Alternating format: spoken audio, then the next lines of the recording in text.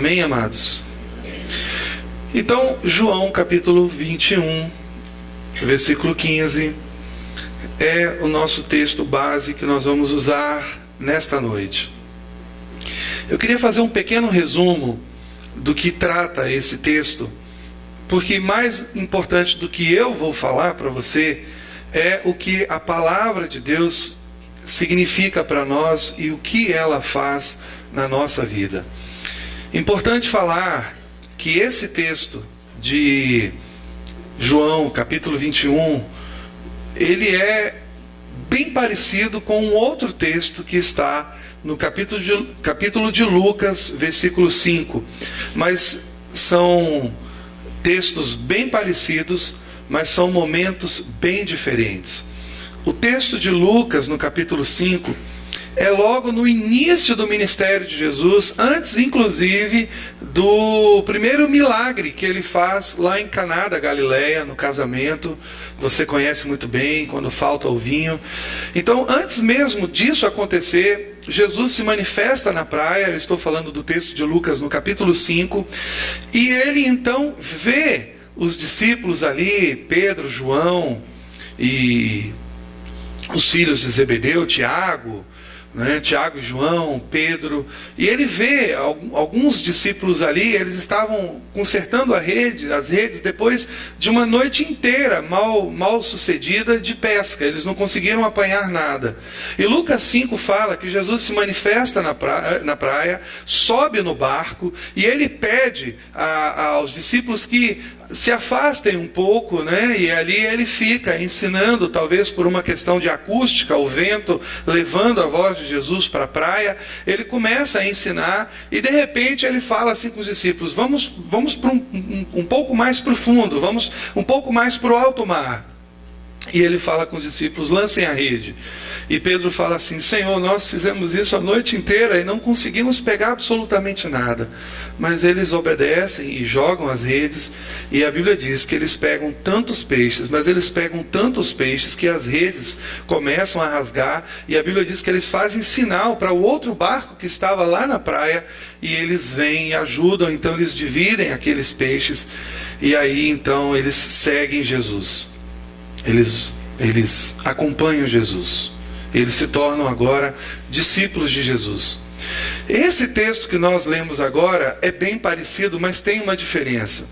Jesus havia morrido, já tinha ressuscitado nesse momento, já tinha se manifesto a outros discípulos, a outras pessoas, e de repente João, os filhos de Zebedeu, Pedro, eles, na verdade, eram 7 discípulos que estavam ali, e eles então vão pescar.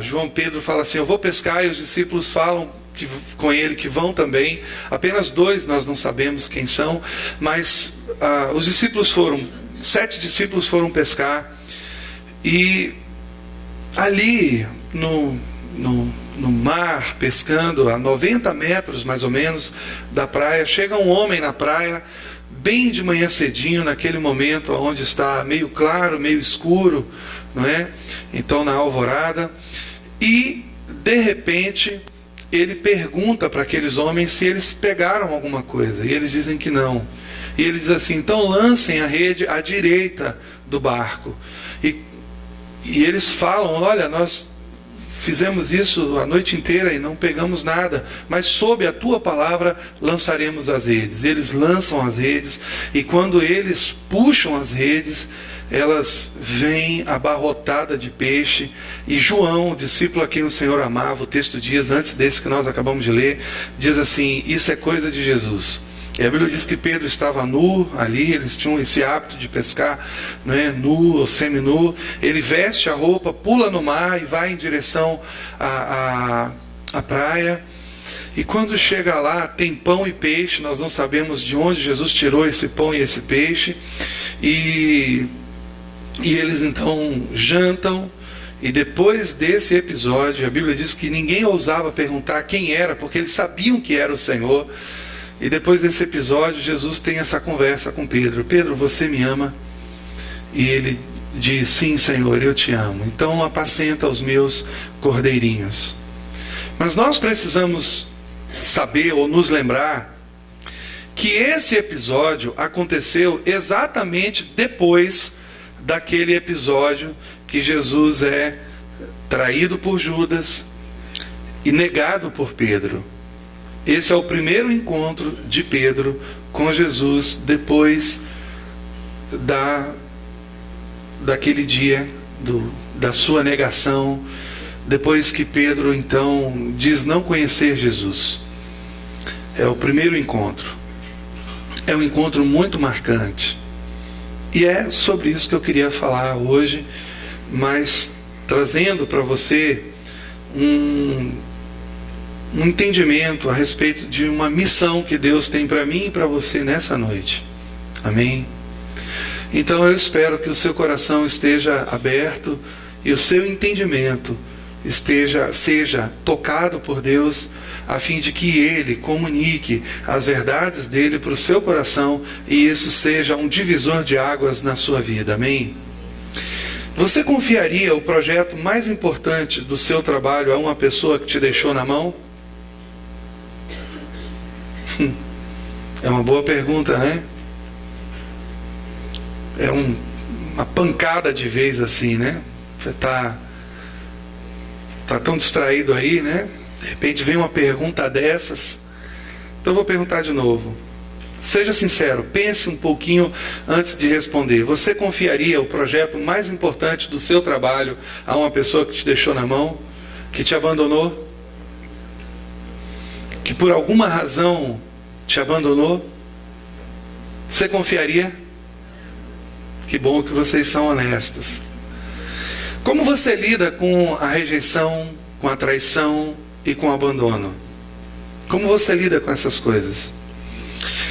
Sabe que, às vezes, se nós não tivermos as atitudes corretas diante dessas coisas, essas situações podem paralisar a nossa vida de tal forma que nós não conseguiremos enxergar o propósito e a vontade de Deus para nós. Isso pode nos cegar, isso pode atrapalhar a nossa vida, desviar o nosso curso.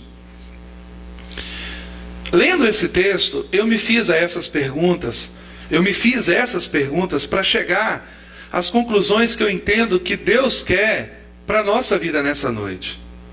Como Jesus pôde pedir para Pedro, esse discípulo que acabou de manifestar seu desprezo, sua negação pelo Senhor, para cuidar dos seus cordeirinhos? Eu não li aqui os textos anteriores, a história toda. Abaixa só um pouquinho o retorno, Basílio. Um pouquinho mesmo. Eu não li aqui as entrelinhas. Eu não quero, né, por assim dizer, perder muito tempo. Obrigado, meu irmão. Mas vocês estão me ouvindo bem? Amém. Mas eu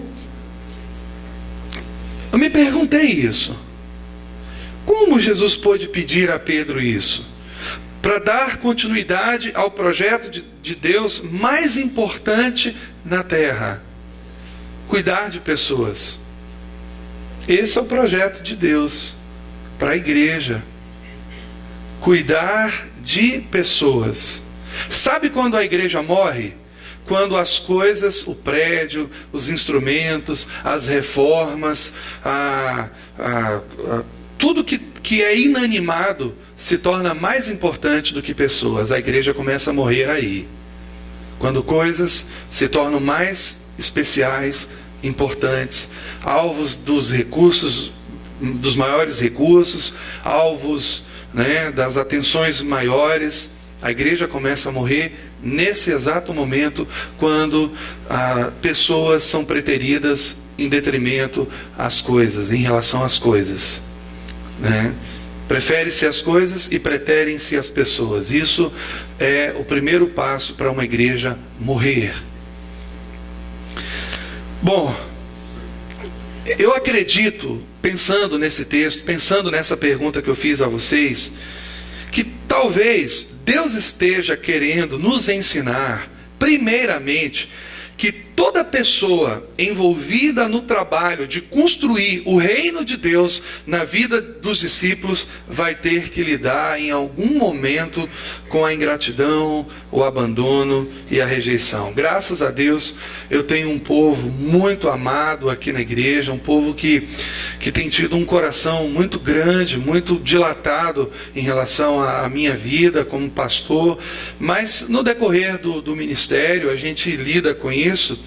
E eu não estou falando isso porque eu estou passando por um momento onde eu estou me sentindo preterido ou estou sendo desonrado, nada disso. Eu acredito que eu esteja vivendo um momento maravilhoso na igreja, tem as lutas diárias, mas eu vejo que Deus está trazendo unidade para a nossa igreja, mas falando como um corpo, não é? Nós vamos, você líder de grupo familiar, você que está cuidando de uma pessoa, você que está, não é, liderando alguém no trabalho mesmo, no seu trabalho, você que é diretor de escola, você que é um supervisor no seu trabalho, você que lidera de alguma forma alguém, alguma coisa, você vai perceber que no decorrer da sua vida, da sua existência, você vai lidar com a ingratidão, o abandono e a rejeição.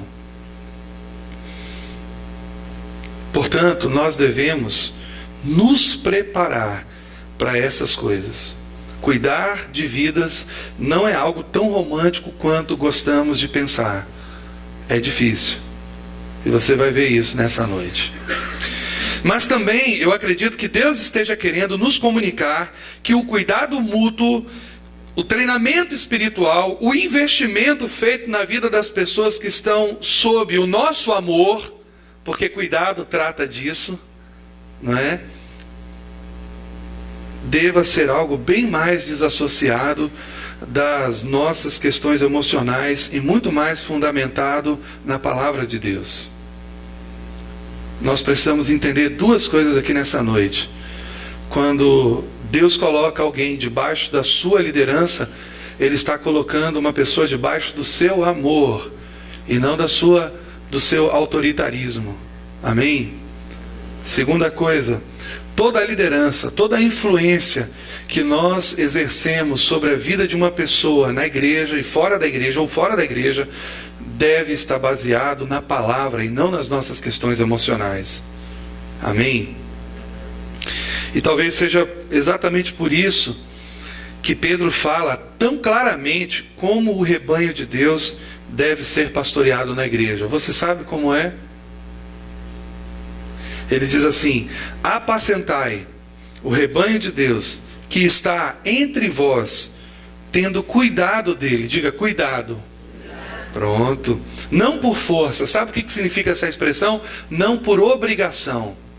E ele vai dizendo, mas voluntariamente, não por torpe ganância. Você sabia que tem gente que está à frente de igrejas, que está cuidando de pessoas, mas elas não têm paixão pelas pessoas, mas elas têm paixão pelo dinheiro dessas pessoas. Vocês sabiam disso? E Pedro fala exatamente isso, que isso é um problema. Mas ele diz assim, não por torpe ganância, mas de ânimo pronto. Ou seja, com o desejo de servir. Essa expressão de ânimo pronto significa com o desejo de servir. E ele fala para mim algo que é muito importante. Nem como tendo domínio sobre a herança de Deus. Quando Deus coloca uma pessoa sob os seus cuidados, essa pessoa não é propriedade sua, ela é herança de Deus. Isso é muito importante e precisa ficar muito claro para a gente. Herança de Deus. Não por domínio sobre a herança de Deus, mas servindo de exemplo ao rebanho. Se você está liderando uma pessoa e você quer que ela faça algo que está na palavra, Pedro está dizendo que se você fizer primeiro, ela vai te seguir. Aleluia! Que coisa boa! Então, no Evangelho não existe esse negócio, fala o que eu mando, não é? E não faz, não é? Faz o que eu mando e não faz o que eu faço. Não é? Não existe isso. Não existe essa coisa de faz o que eu mando e não faz o que eu faço. Não existe isso. É faz o que eu faço. Amém? Talvez, se Jesus tivesse se prendido ao histórico emocional de Pedro. Você conhece o histórico emocional de Pedro? Quando pediu para encontrar-se com Jesus andando sobre as águas, ele afundou porque não teve fé. Quando prenderam Jesus no Getsemane, ele usou de violência, decepando a orelha do soldado Malco, do soldado do sumo sacerdote, na verdade do servo do sumo sacerdote, cujo nome era Malco, demonstrando assim a maneira mais humana de resolver os conflitos espirituais. Pedro demonstra ali como o ser humano gosta de resolver as coisas, né? Na base da violência. Quando foi testado em seu amor por Jesus, ele acabou revelando o seu nível de comprometimento com Deus ao negá-lo 3 vezes. Certamente, Jesus jamais teria comissionado Pedro para algo tão importante, que é o cuidado daquilo que foi a razão pela qual Deus entregou o seu próprio Filho para morrer numa cruz. Pessoas, as vidas das pessoas. A razão pela qual Jesus veio à terra e entregou a sua maravilhosa vida foi por mim, foi por você, foi por pessoas. Não foi por métodos, por sistemas, por religiões, por denominações, por igrejas, por placas de igreja. Não foi por nada disso. Foi por mim e por você. Quando refletimos sobre a vida de Jesus e principalmente sobre as suas orientações a respeito das coisas que são importantes para Deus, pelo menos eu chego, mas nós devemos chegar à conclusão de que tudo o que fizermos nesta vida no sentido de agradar a Deus, inevitavelmente passará por Mateus 28, 19 a 20. Portanto, ide, fazei discípulos de todas as nações. Sabe por que a gente está vendo tanta confusão no meio da igreja, no meio evangélico, na internet, tanta coisa? Será que quando a gente lê Mateus, a gente compreende assim? Portanto, ide, fazei shows em todas as nações. É assim que está na internet, que está na Bíblia? Mas é isso que a gente vê na internet, no mundo hoje. Portanto, ide, fazei dinheiro de todas as nações. É isso que está aqui? Não. O que Deus estabeleceu é muito simples. E por ser algo muito simples, às vezes é ignorado, é deixado de lado. Deus nos comissionou para fazermos discípulos. Se você canta a música, o seu dom precisa estar focado, direcionado no propósito de Deus, que é fazer discípulos. Se você prega, se você constrói, se você serve, o que você fizer na sua vida precisa estar na base de Mateus 28, 19 a 20. Fazer discípulos. Quais são os elementos que nos impedem de cumprir a ordem do Senhor? O que está impedindo? O que está travando a vida das pessoas? A igreja. Eu gostaria de ter gente sentado aqui pelos cantos, gente talvez sentado aqui no banco da bateria. Eu gostaria de ter gente sentado aqui em todos os lugares, comprando cadeiras. Eu gostaria de ver pessoas em pé ao redor dessas cadeiras, nas cortinas. Eu gostaria de ver tudo isso aqui nesse lugar, e nós vamos ver, porque Deus está trazendo um despertamento maravilhoso para nós nesse tempo, e nós não vamos nos acomodar, nós não vamos nos confortar, aliás,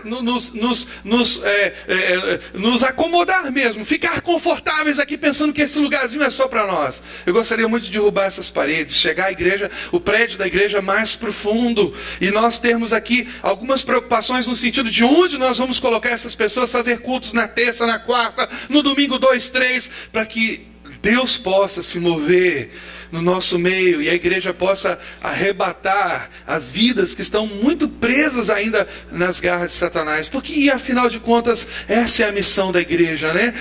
Não é verdade? Arrebentar com as portas do inferno. A palavra fala sobre isso, que as portas do inferno não vão prevalecer contra a igreja do Senhor. Mas não é qualquer pessoa que nós queremos aqui nesse lugar. Sabe, nós queremos as pessoas que Deus quer.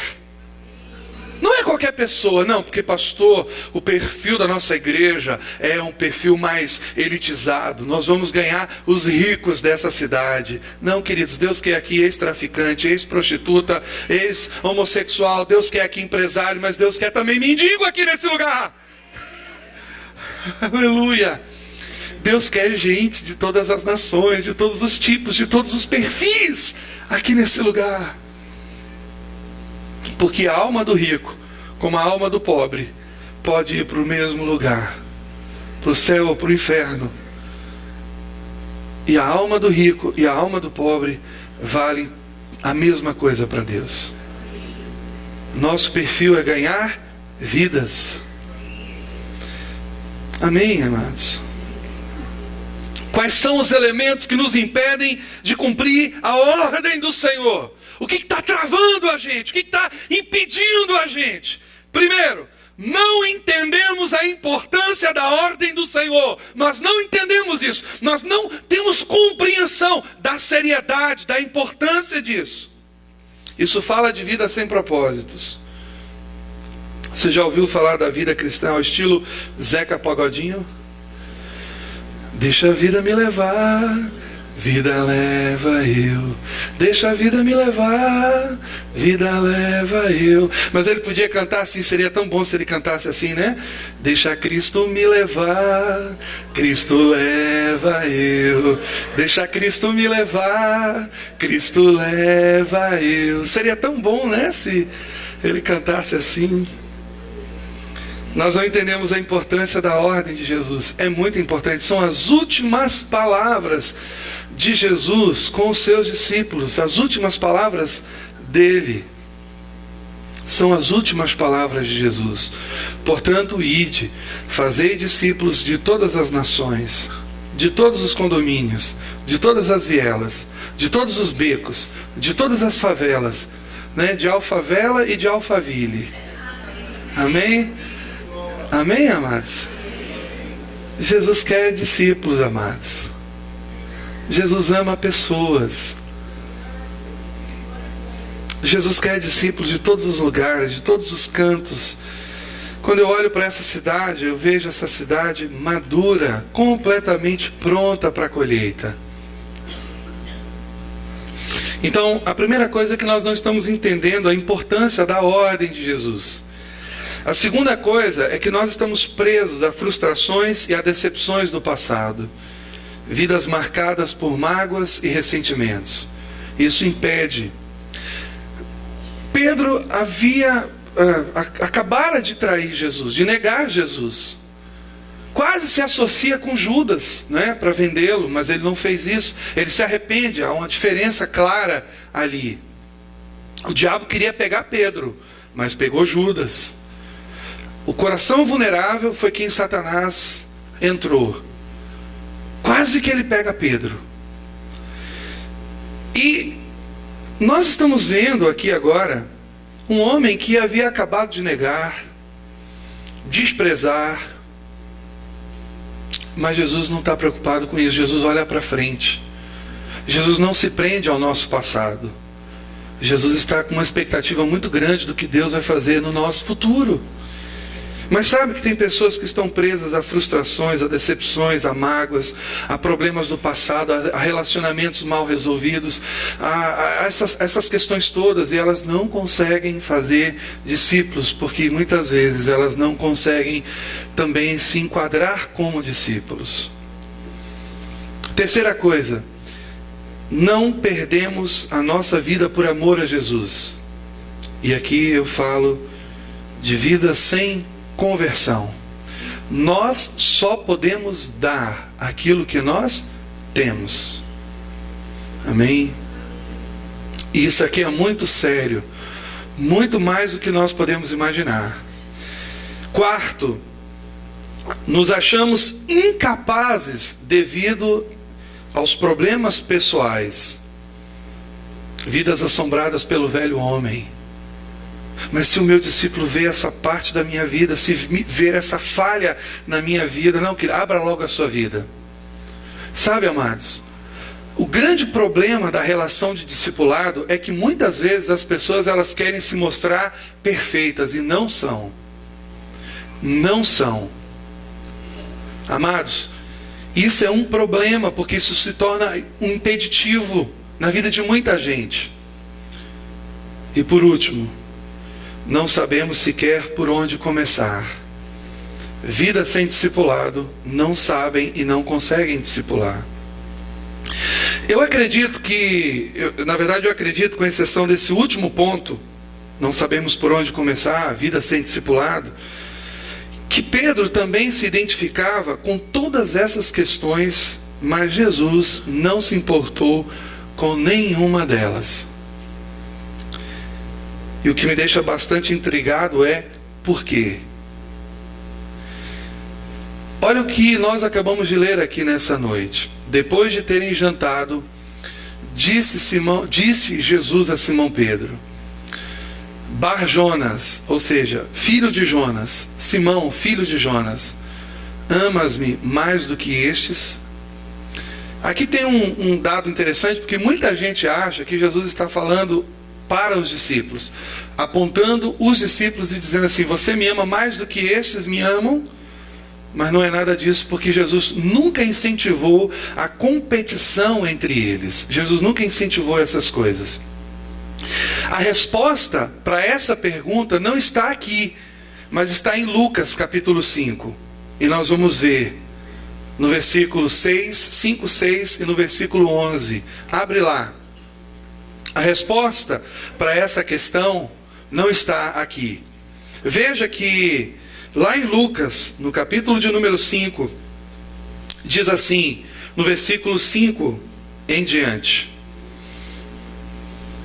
Queria que você abrisse aí, vou te dar um tempinho, ok?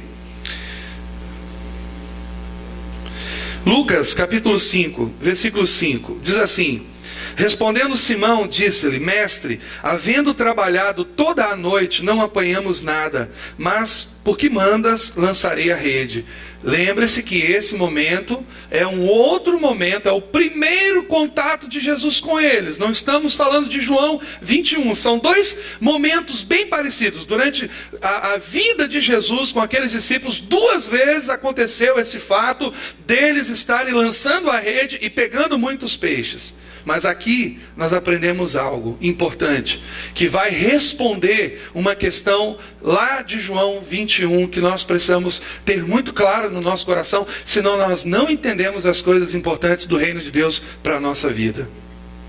Veja o que está acontecendo.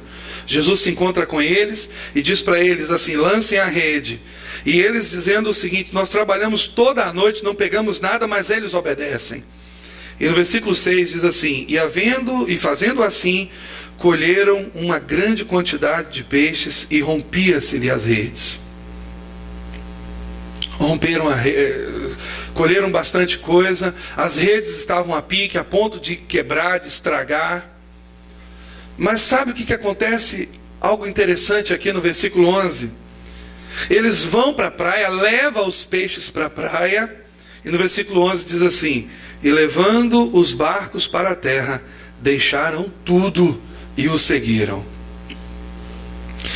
Se a gente observar o que está escrito em Lucas 5:11, nós vamos entender perfeitamente a pergunta de Jesus. Pedro volta para a velha vida de pescador. Eu estou agora voltando para João 21, depois da morte, o segundo encontro. São 2 textos que estão trabalhando juntos para a gente entender o que Deus quer falar para nós. Então, lá em João 21, Jesus morreu, eles voltam para a velha vida, voltam para as atividades antigas de pescar, era o que eles sabiam fazer, porque na cabeça dos discípulos acabou tudo. Todo o sonho tinha acabado, o mestre morreu, Jesus morreu. eles não tinham entendido que ele haveria de ressuscitar e nem crido nisso. Então, quando a gente olha para aqui, com o foco em João 21, quando a gente olha para Lucas, a gente vai perceber que Pedro em João volta para a velha vida, mas é em Lucas que Jesus havia prometido para ele que o faria pescador de homens. Havia uma promessa para ele em Lucas. Pedro está agora diante de uma antiga paixão. Quando a gente vai para João e Jesus fala assim para ele: Pedro, você me ama mais do que estes? Jesus está falando: você me ama mais do que a sua antiga paixão? Você me ama mais do que o seu trabalho? Você me ama mais do que pescar peixes? Você me ama mais do que essa sua antiga paixão? Você me ama mais do que isso? Pedro está agora diante de uma antiga paixão e de um novo desafio. Você sabe como as antigas paixões podem atrapalhar a vida de uma pessoa? Podem trazer limitações, pode induzir a comparações erradas. Eu fico imaginando agora em João, Pedro podia ter pensado: pescar não é algo tão fácil.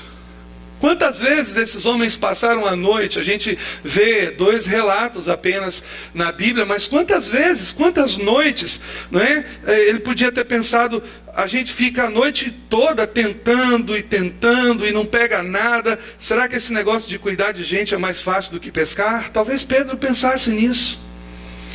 E hoje a gente sabe que muitas vezes e em muitas noites a gente fica ali com um discípulo, com um casal, com um irmão, com uma irmã, tentando e lutando, e joga as redes aqui, ensina algo ali, e fala sobre a vontade de Deus, mas não é um trabalho fácil.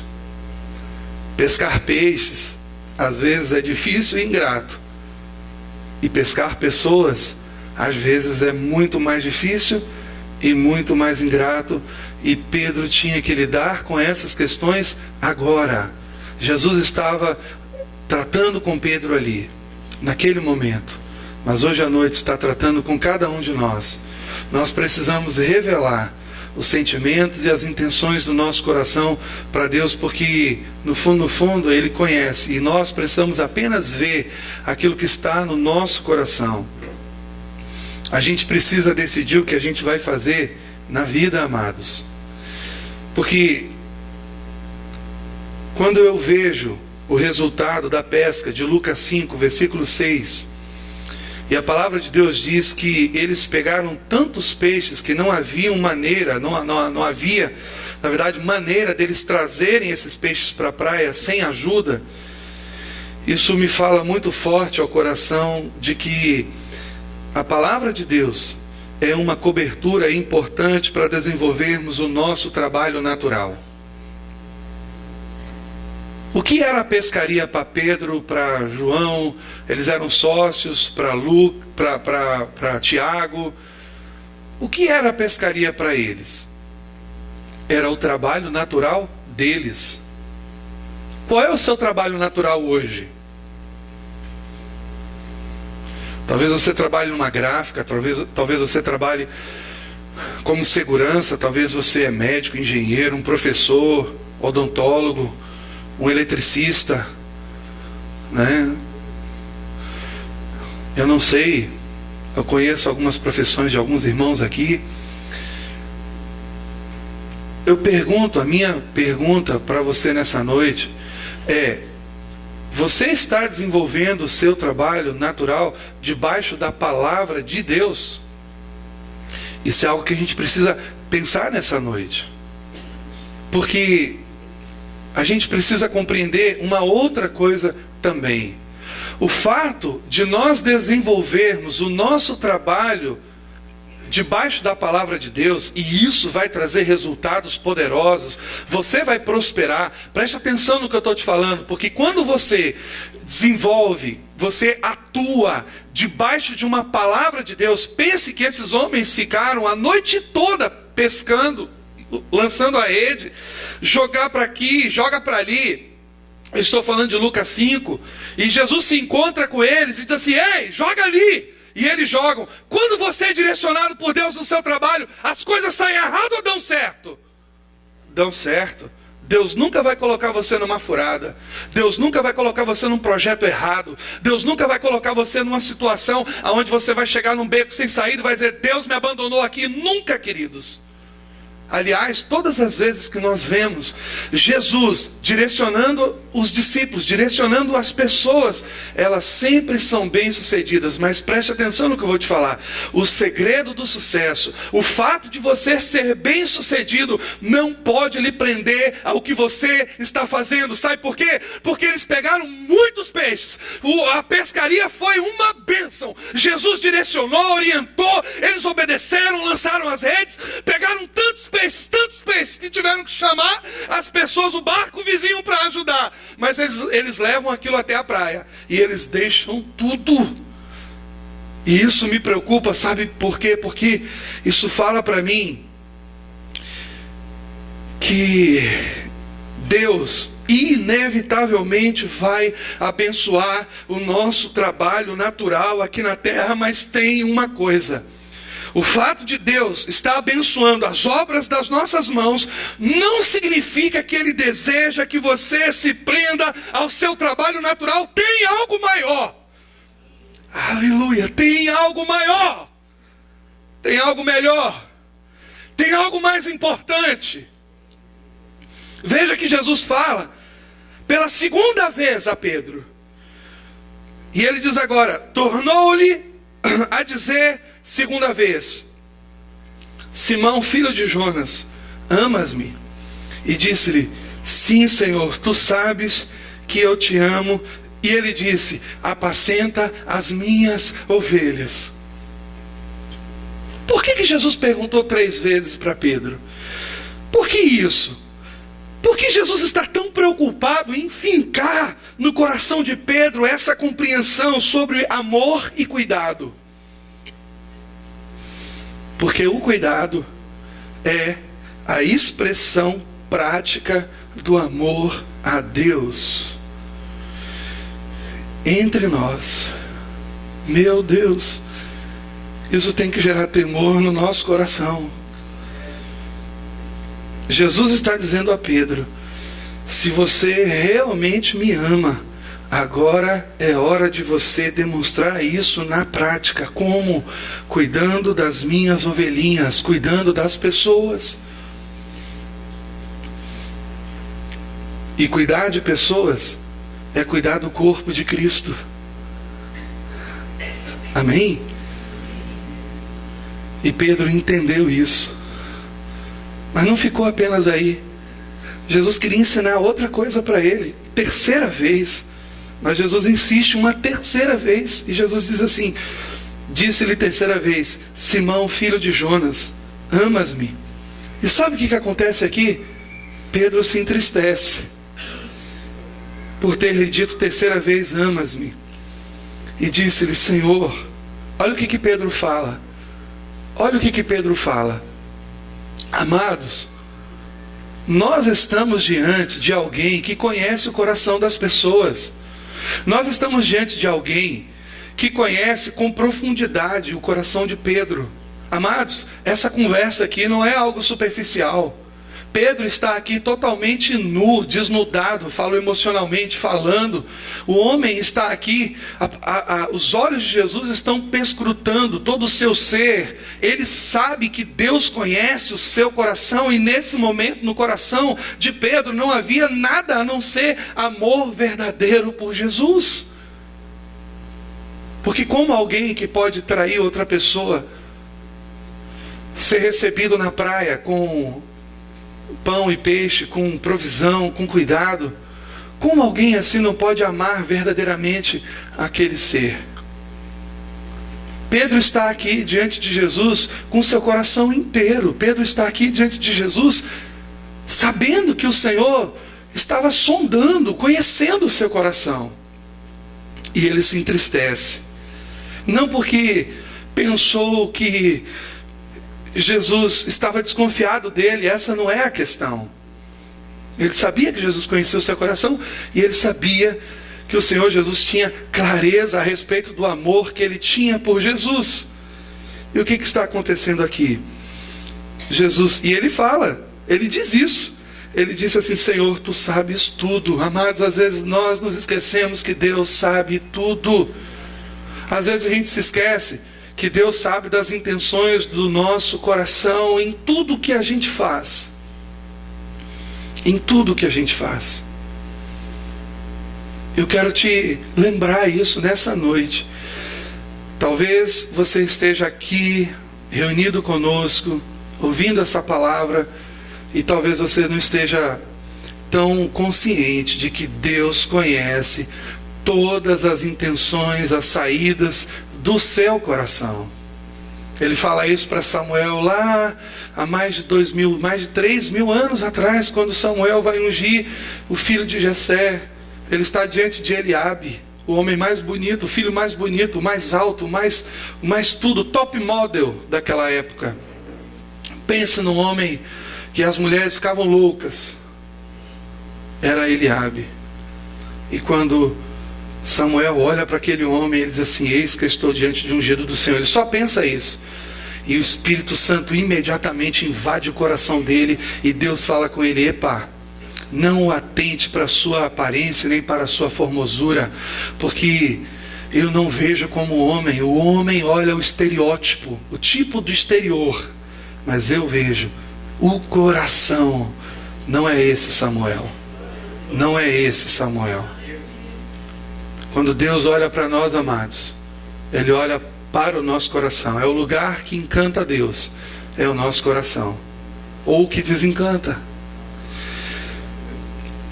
Sabe por que Jesus pergunta a terceira vez?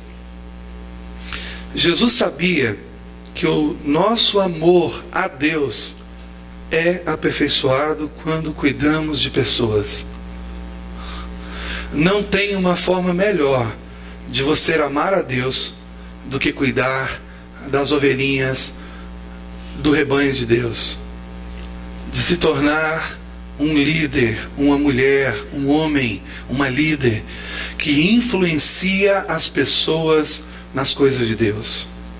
Não tem outra maneira mais poderosa de você ser aperfeiçoado, do seu amor crescer por Deus, do que esse. Você ama a Deus? De quem você está cuidando? Onde estão os cordeirinhos que Deus lhe deu para cuidar? Aquela ordem dada a Pedro, ela é dada também a mim e a você em Mateus 28. Apacenta os meus cordeirinhos. Essa é a ordem de Jesus para Pedro, mas também para mim e para você. Apacenta os meus cordeirinhos. Apacenta os meus cordeirinhos. Quando eu penso nessas coisas, eu tenho que reavaliar todas as minhas prioridades. A minha profissão tem que se encaixar nisso. Os meus sonhos têm que se encaixar nisso. Os meus desejos, os meus investimentos, os meus recursos têm que se encaixar nisso. O meu tempo tem que se encaixar nisso. Porque nós seremos cobrados dessa ordem. Tem muita gente que acha que só o pastor vai ser cobrado quando chegar diante daquele grande dia, onde o Senhor vai recompensar cada um, diz a Bíblia, segundo as suas obras. É cada um. É cada um. E sabe, amados, tem gente que acha que somente o pastor vai ser cobrado. Mas isso não é verdade. E a palavra de Deus diz que cada um de nós vai ser convidado diante de Deus a apresentar os seus frutos. Os seus frutos. Amém. Pai, nessa noite quero agradecer ao Senhor pela Tua palavra, que nos desafia que nos solta, que nos libera, que nos capacita, que nos levanta, que nos motiva, que nos adestra, que nos prepara para a peleja. Eu quero agradecer ao Senhor, porque toda compreensão errada, limitada, pequena, toda visão míope é quebrada por conta da grandeza da revelação da Tua palavra em nós. Cada homem, cada mulher que está aqui nesta noite é um fazedor de discípulo. Cada criança, cada jovem, cada adolescente, cada senhor, cada senhora é um fazedor de discípulos. A Tua palavra diz que os velhos ainda darão frutos. E esses são frutos bons. Pai, em nome de Jesus, eu quero Te agradecer por essa palavra que nos liberta, que nos alinha à Tua vontade, que nos conserta, que nos toca, que nos torna, Senhor Deus, poderosos em Ti, ó Pai. Abençoe o Teu povo nessa noite. Traga alegria para o Teu povo. Traga essa unção, essa capacitação. Deus, nós temos todo o poder, nós temos toda a unção necessária, todo o conhecimento. Nós precisamos fazer, obedecer a Tua palavra. Obrigado, Senhor. Obrigado por essa palavra. Sob essa palavra nós queremos lançar as nossas redes, ó Pai, e pegar peixes grandes. Queremos pegar peixes grandes, Senhor. Oh Deus, quando eu olho para essas cidades, oh Deus, quando eu olho para esses bairros, Pai, oh Deus, a Tua palavra diz que os campos já estão brancos. Como os campos já estão brancos. É hora da colheita. Nós queremos colher, Senhor. Eu quero colher, Pai, em nome de Jesus. Abençoa a Tua igreja, que nós sejamos, ó Pai, fazedores de discípulos. Fazedores de discípulos, ó Pai. É o que nós precisamos, ó Deus. Trabalhar, dar frutos, produzir, sermos sadios, Senhor. Em nome de Jesus. Amém.